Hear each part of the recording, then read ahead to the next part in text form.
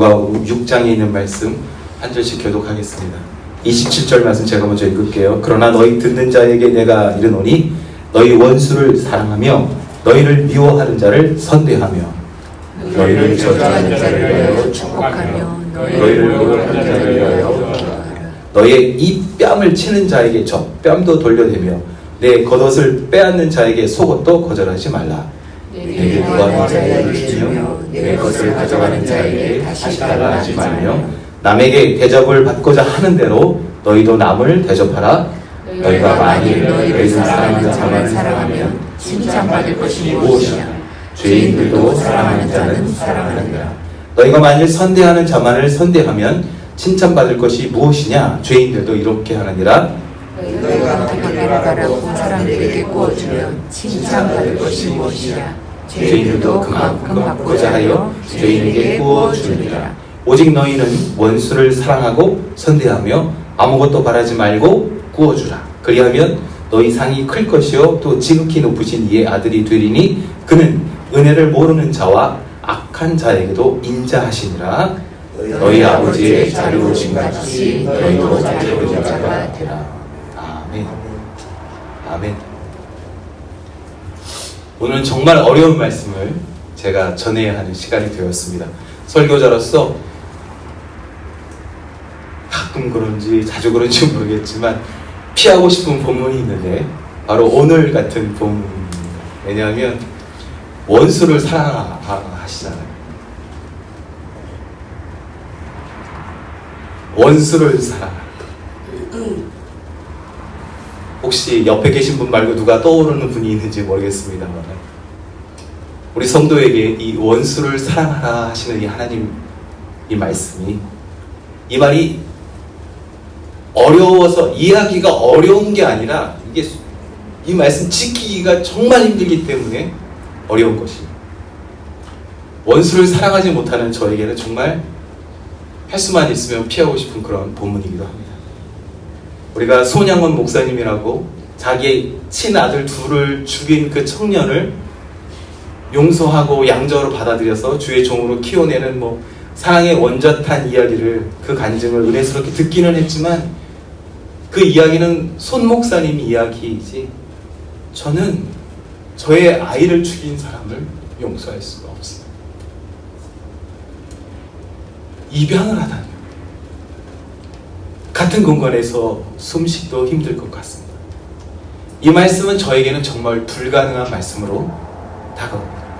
혹시 이 말씀이 마태복음 22장 39절에 있는 말씀처럼 내 이웃을 내 자신같이 사랑하라 이 정도였다면 물론 이 말씀에도 내 자신같이라는 어떤 조건들이 붙기 때문에 쉽지는 않지만 뚝 띄어버리고 내 이웃을 사랑하라 이 정도라면 살짝 어느 정도 할 수 있지 않을까 이런 가능성이 있겠지만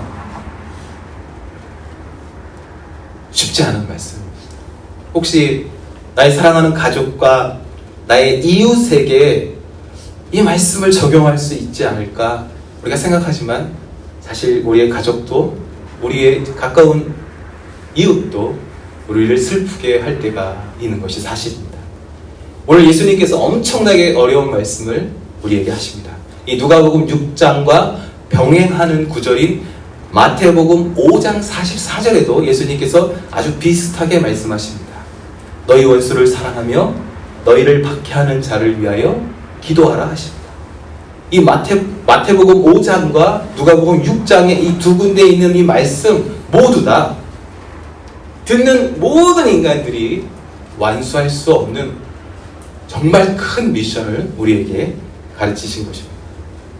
제가 혹시 오늘 이 자리에서 여러분에게 여러분은 어떠세요? 원수를 사랑할 수 있습니까? 라고 묻는다면 당연한 걸 괜히 묻는다 하시겠지만 가능할까요? 이 원수들을 사랑할 수 있을까요? 백전백패일 것입니다. 종교의 힘으로는 인간의 도덕으로는 원수를 사랑할 수가 없습니다. 원수를 사랑한다고요?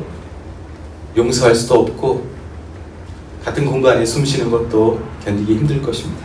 오늘 주님께서 우리에게 원수를 사랑하라 하시는데 사실 사랑하지 못하는 많은 종교인들이 사랑하는 척하며 예배드리고 설교하고 헌금하고 선교하고 희생하고 무진장 노력하는 모습을 봅니다. 이런 우리들의 위선적인 모습 때문에 세상이 힘들어하고 자기도 안 되면서 하는 척하는 그 모습 때문에 종교를 비판합니다. 주님께서 마태복음 22장 37절과 40절 말씀에 구약 성경을 짧게 서머리해 버리셨습니다. 이 구절을 읽으면 예수님께서 구약 전체를 서머리 하셨기 때문에 마치 우리가 구약 성경을 한번 다 읽는 것 같은 효과가 있는지 모르겠습니다만 우리가 한번 읽어보겠습니다. 시작. 예수께서 이르시되 내 마음을 다하고 목숨을 다하고 뜻을 다하여 주 너의 하나님을 사랑하라 하셨으니 이것이 크고 첫째 되는 계명이요 둘째로 그와 같으니 내 이웃을 내 자신같이 사랑하라 하셨으니 이 두 계명이 온 율법과 선지자의 강명이니라. 이웃을 사랑하는 것, 율법과 선지자, 즉 구약 전체의 핵심 주제라고 주님이 말씀하시는 거예요. 이 말씀을 통해서 가장 중요한 것은 하나님을 사랑하는 것이다. 그리고 이웃을 향한 사랑이 그것과 동격인데 그 이웃에 원수가 섞여 있다 하시는 거예요. 아주 간단하게 이 말씀을 요약하셨는데 이 이웃 안에 원수가 섞여 있다는 것이 우리를 너무 불편하게 만듭니다. 우리의 종교는 아직도 우리의 이웃이 누구인지 헤매는 중입니다.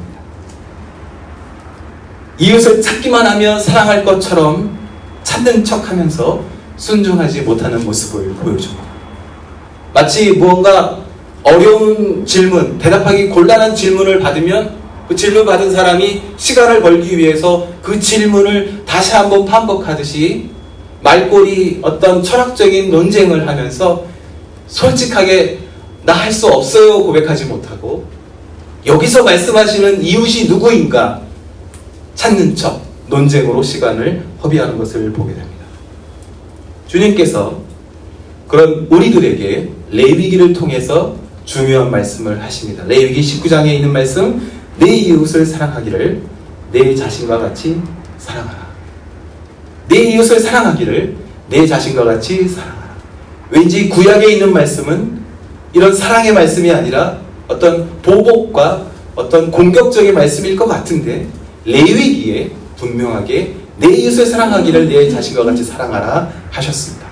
이 말씀을 듣는 그 당시 사람들은요, 로마의 압제 속에서 엄청난 핍박 속에 있었습니다.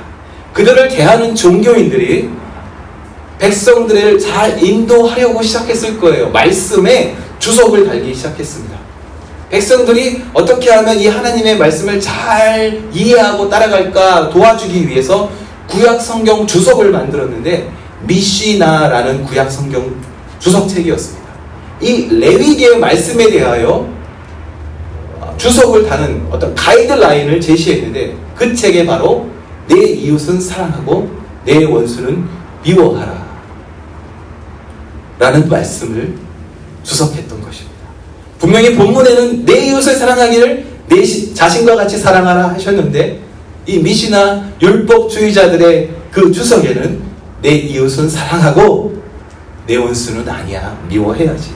왜냐하면 그들을 둘러싼 그 모든 압제의 환경 속에서 백성들에게 이웃을 사랑하라, 로마를 사랑하라 라고 말할 수가 없었습니다. 독립을 이루어내야 했고 자기 것을 지켜야 했기 때문에 이 원수에 대한 이 말씀에 대하여 미워하라 라고 왜곡해서 가르쳤던 것입니다. 많은 랍비들이 이웃을 사랑하라는 원래 오리지널 미닝의 하나님의 말씀을 주석하며 원래의 의미와는 상관없는 이웃은 사랑하고 원수는 미워해도 돼 라는 행동 강령을 가르쳤던 것이죠. 예수님께서 이 말씀을 인용하시는 거예요. 마태복음 5장 43절에 또 내 이웃을 사랑하고 내 원수를 미워하라는 말을 하였다라는 것을 미시나에서 들었지? 라고 말씀하십니다. 이 말씀 보면 그 가로를 빼놓고 보면 이 말씀이 구약성경 어딘가에 나올 것 같은데 아닙니다. 이 말씀은 구약 성경이 아니라 그 당시 이 말씀을 듣는 그 청중들이 듣자마자 딱 알 수 있는 미시나의 가르침이었습니다. 우리 생각에는 분명히 이 말씀이 구약 성경 어딘가에 있을 것 같은데, 왜냐하면 우리가 눈에는 눈으로 이해는 이해로 어떤 그 복수에 대한 말씀이 있는 것 같기 때문에 이 말씀이 있는 것 같지만 아닙니다. 성경은 원수에게 눈은 눈으로 이는 이로 복수하라고 가르치지 않습니다. 스크린을 보시면 그 차이점을 우리가 발견할 수가 있습니다. 출애굽기 21장을 보십시오.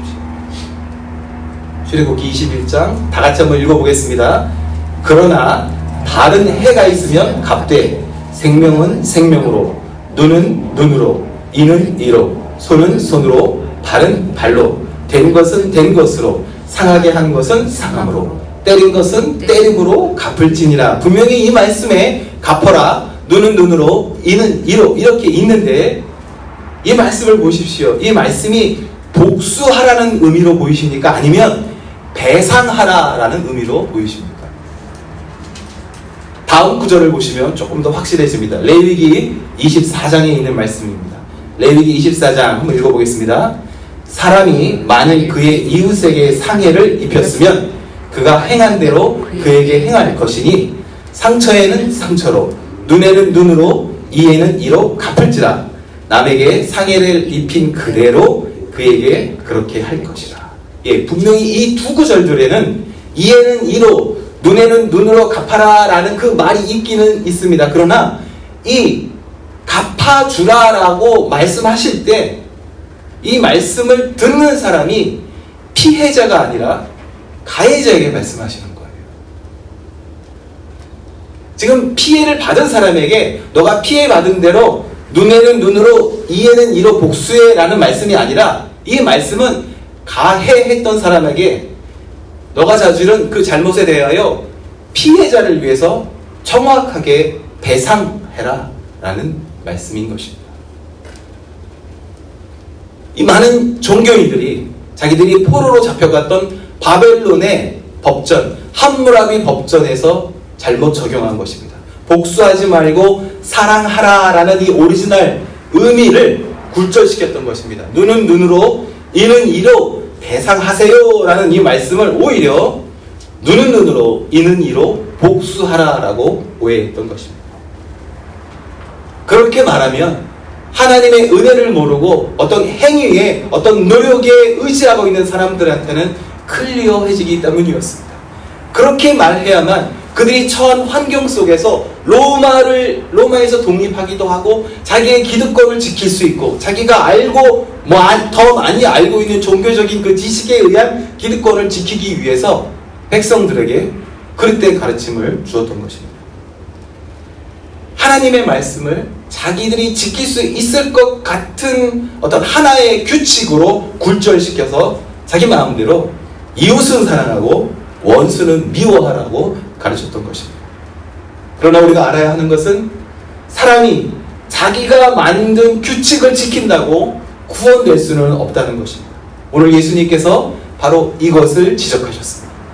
이 자리에서 확실하게 바로 잡으십니다. 마태복음 5장 44절 말씀을 보시면 이 말씀 전에 괄호친 부분을 집어넣으면 이 5장 44절 말씀이 훨씬 더 정확하게 떠오릅니다.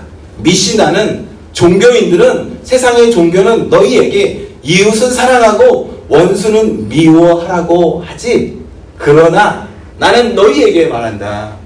너희 원수를 사랑하며 너희를 박해하는 자를 위하여 기도하라 하시는 것이죠. 이웃은 사랑하고 너에게 잘해주는 사람에 대해서는 친절하고 원수는 미워하라 라는 말씀이 아니라 원수를 사랑하는 것이 하나님을 사랑하는 것이다 말씀하십니다. 아무리 이웃을 많이 사랑한다고 하여도 그 이웃 안에 섞여 있는 원수를 잊어버리면 우리가 하나님도 잊어버린 것과 마찬가지라는 말씀입니다. 그래서 어렵습니다. 사람은 원수를 사랑할 수 없기 때문입니다.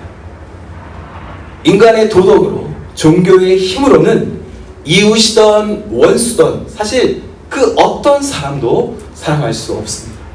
할 수 없으면서 인간이 자꾸 할 수 있는 척하기 때문에 우리의 형제 자매들이, 특별히 우리 젊은이들이 힘들어하며 교회를 떠나는 것을 보게 되었습니다. 목사님이 설교하시고 주일학교 프로그램을 아무리 잘 돌려봐도 원수를 사랑하는 기적을 한 번도 본 적이 없는 우리의 젊은이들이 마음 상해하며 떠나는 것을 보게 됩니다. 사실 원수를 사랑하기보다도 오히려 같은 교인끼리 비판하고 싸우는 모습 때문에 우리의 많은 형제 자매들이 우리 주변에서 떠난 것은 아닌가 반성하게 됩니다. 말씀을 시작하면서 말씀드렸던 것처럼 원수를 사랑하세요라는 이 말씀이 뜻이 너무나 명확하기 때문에 어떤 해석이 굳이 필요하지 않습니다. 이 말씀을 대할 때 우리가 어렵다고 불편하게 느끼는 것은 몰라서가 아니라 순종하기가 어렵기 때문일 것입니다. 우리 스크린에 예수님께서 원수를 사랑하는 7가지 구체적인 행동을 27절에서부터 30절에서 소개하십니다. 여러분, 저 7가지 중에 여러분 할 수 있는 것 있으면 한번 체크하실 수 있겠습니까? 미워하는, 저주하는, 모욕하는 자를 위해 입뺨을 치면 젖뺨, 겉옷 속옷, 구하는 자에게 주어라. 내 것을 떼어먹는 자에게 찾으려 하지 말라. 이 리스트 중에 여러분 하실 수 있는 것이 있으면 글쎄요, 불가능한 리스트입니다. 저에게는 하나라도 체크할 내용이 없다는 것을 알 수가 있습니다. 그리고 예수님께서 곧바로 이어서 사람의 눈에는 멋있어 보이는 행동이라 할지라도 그것은 진정한 사랑이 아니기 때문에 하지 말라고, 이런 행동은 아무리 많이 해도 칭찬받지 못하는 행동이라고 주님이 알게 하시는데 32절, 34절 보시면 사실 우리는 이런 일도 잘 하지 못한다는 것을 발견하게 됩니다. 근데 주님께서 이런 거 하려 하지 말고, 이거 의미 없으니까 하지 마. 사랑하는 자만을 사랑하는 것, 선대하는 자만을 선대하는 것, 받기를 바라고 사람들에게 구워주는 것, 이 정도의 어떤 인간 노력의 레벨은 아무 의미 없다 주께서 말씀하십니다. 이런 선행을 하고도 칭찬이 없는 이유에 대해서 말씀하시죠. 세상의 죄인들도 이렇게 하기 때문이다. 우리는 주님을 따라간다 하면서 세상의 죄인들이 하는 행동의 그 범위 안에서 주님을 사랑하려 할 때가 있습니다. 그러나 여러분, 그 이탈리아의 조폭들 있죠. 마피아들도요, 영화에서 보면 사람을 쉽게 죽이지만 자기 가족은 끔찍히 위하더라고요. 상대방 적들은 파리 목숨처럼 막 해치는데 자기 가족들에게는 막 행복하게 해주려고 선물 사주고 맛있는 파스타 직접 요리해주고 그런 모습을 보았습니다. 주님께서 이런 행동들을 가족이 아니라 원수에게 해야 한다 하십니다. 그래야만 35절 말씀, 하나님의 아들이다 하십니다. 원수를 우리가 사랑하지 못한다면 하나님의 아들이 아니다 말씀하십니다. 왜냐하면 자비하신 하나님께서 은혜를 모르는 자와 악한 자에게도 동일하게 인자하시기 때문입니다. 하나님의 한없는 은혜로 자녀된 우리들이 아버지의 자비하심 같이 원수에게 자비로워야 한다고 말씀하십니다. 주님의 사랑하시는 형제자매 여러분, 이게 안 된다는 것을, 내 힘으로 이게 안 된다는 것을 깨닫는 것이 출발점입니다. 원수를 사랑할 수 없다는 것을 깨닫는 것이 출발점입니다. 이건 아무도 안 되는 거예요. 누구도 안 돼요. 만약에 여러분 주변에서 어떤 목사님이 된다고 하시면 떠나셔야 합니다. 안 되는 일입니다. 그렇기 때문에 아무리 해도 안 되니까, 아무리 노력해도, 아무리 내가 희생해도, 아무리 내가 어디 가서 헌신해도 안 되기 때문에 예수님이 오셨던 것이죠. 노력해서 가능성이 있다면 예수님이 필요 없습니다. 혹시 하나님만 사랑하라라는 명령이었다면, 혹시 원수는 빼고 이웃만, 친절한 이웃만 사랑하라라는 명령이었다면 십자가가 필요 없을 수도 있었겠지요. 그러나 원수를 사랑하라는, 이 원수를 사랑한다는 것이 절대로 안 되기 때문에 우리에게 예수님이 필요한 것입니다. 솔직히 우리는 원수를 미워하는 것을 좋아합니다. 원수를 미워하면 즐겁기도 합니다. 주께서 원수를 사랑하라 하셨지만 우리의 본능은 원수를 미워하는 것을 쉽게 생각합니다. 편하기 때문입니다. 그러나 주님께서 우리가 원수를 사랑하기를 원하십니다. 그런 우리에게, 이 딜레마 속에 있는 우리에게 주님께서 말씀해 주셨습니다. 우리가 그분의 원수가 되었을 때에 그가 먼저 우리를 사랑하셨기 때문입니다. 주님께서는 우리가 이 큰 계명, 모든 율법과 선지자의 강령, 이 계명을 지키기를 원하셨습니다. 우리가 이 말씀을 듣고 좌절해서 안 되는구나, 포기하고 멈추는 것이 아니라 그렇기 때문에 하나님 도와주세요 하고 나의 어떤 노력의 파산, 뱅크럽시를 선포하기를 주님이 원하셨던 것이죠. 규칙을 지키려는 내 힘이 아니라 내 안에 살아계신 성령님의 힘으로 우리 모두 자유함 받기를 원하셨습니다. 여인이 임신하면 입덧을 하더라고요. 그동안 좋았던 것이 막 싫어지고 예전에는 할 수 없었던 일들도 막 하는 것을 제가 보았습니다. 왜냐하면 그 여인 안에 소중한 새 생명이 싹트고 있기 때문이죠. 그 이전에는 여인 자신만을 위해서 살았지만 이제는 자기 안에 있는 그 작은 생명을 위해서 살기 시작했기 때문입니다. 좋아했던 음식들, 기름진 음식, 좋아하던 술도 다 끊게 되고 평소에 읽지 않던 책도 읽고 요가도 하고 묵상도 하고 교회도 다니게 되고 아무렇지도 않게 막 쉽게 거짓말하던 사람도 말조심하고 이 모든 것들이 새 생명을 지키기 위해서 생기는 일들입니다.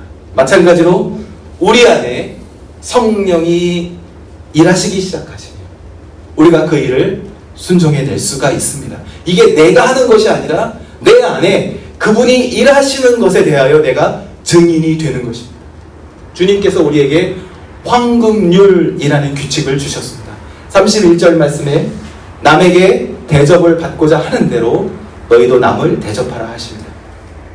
너무나 유명한 이 말씀을 황금 같은 규칙, 더 골든 룰이라고 합니다. 그래서 온 세상이 교회가 정말 이렇게 하는지 지켜보고 있습니다. 우리가 이렇게 한다면 세상이 우리에 대해서 별말하지 않지만 하지 못하면 아주 심하게 욕하고 있습니다.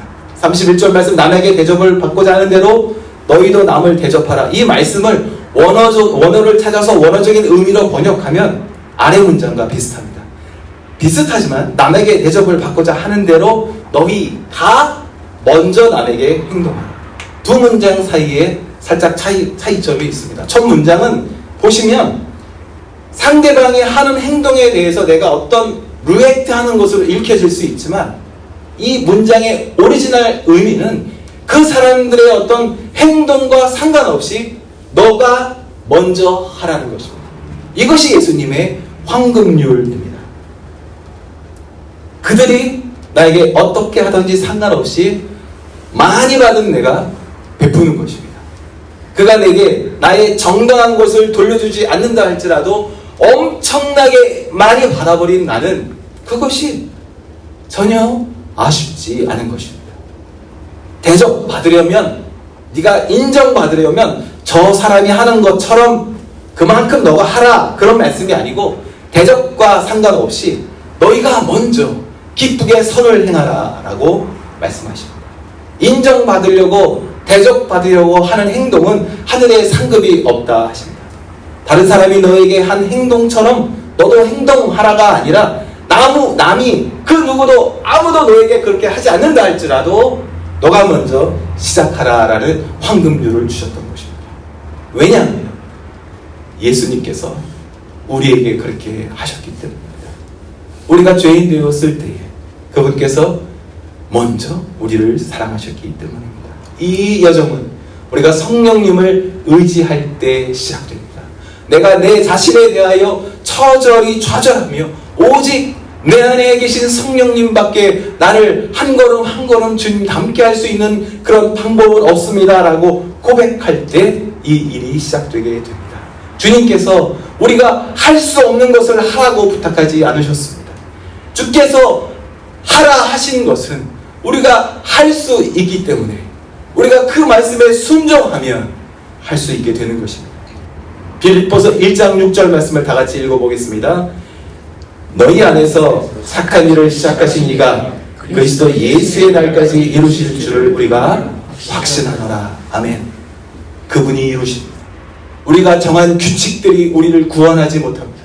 오직 그분이 정하신 그분의 성령의 법이 우리를 원수에게서 자유케 하시고 날마다 아주 조금씩 주님을 닮게 할 줄 믿습니다. 주님의 사랑하시는 형제자매 여러분, 하나님, 이웃, 그리고 원수가 구분된 것이 아니라 막힌 담을 허시는 주님께서 이미 그 모든 담을 허물어 버리셨고 하나님, 이웃, 원수를 연결하셨습니다. 우리가 먼저 우리의 손을 내밀어 우리의 원수들을 사랑함으로 우리를 먼저 사랑하신 그분의 부르심에 응답하실 수 있기를 예수님의 이름으로 축복합니다. 아멘.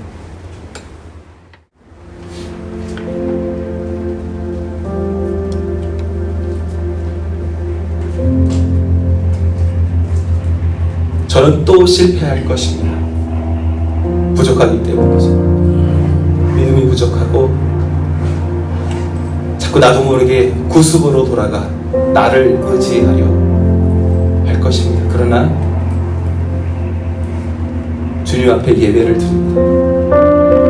예배를 드리면 주님께서 나에게 알게 하시죠. 너가 아니야. 내 성령이 너희 안에 역사한다. 우리의 생명 되신 주님께 날마다 아주 조금씩이라도 나아갈 수 있는 것은 나의 노력이 아니고 먼저 나를 위해 흘려주신 그분의 보혈이 나의 삶을 정케 하시기 때문입니다. 주님의 그 사랑의 줄로 나를 굳게 잡아매소서. 주님 앞에 찬양하며 우리의 마음을 주님께 고백합시다. 나의 생명 되신 주님 앞에 나아갑니다. 주의 보혈 정케하사 하나님 주소서. 날마다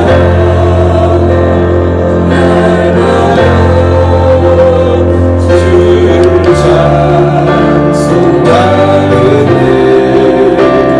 주의 사랑의 줄로 나를 굳게 잡아내소서. 괴로운 세상 지낼 때 나를 인도하여 주소서. 주를 믿고 나가며 나의 길을 잊지 않게 날마다 주를 찬송하게 주의 사랑의 줄로 나를 굳게 잡아 세상 살아갑니다. 세상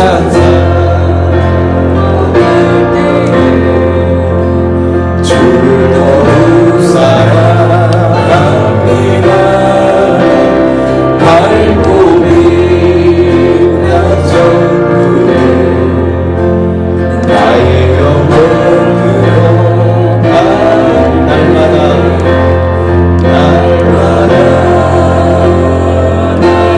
주를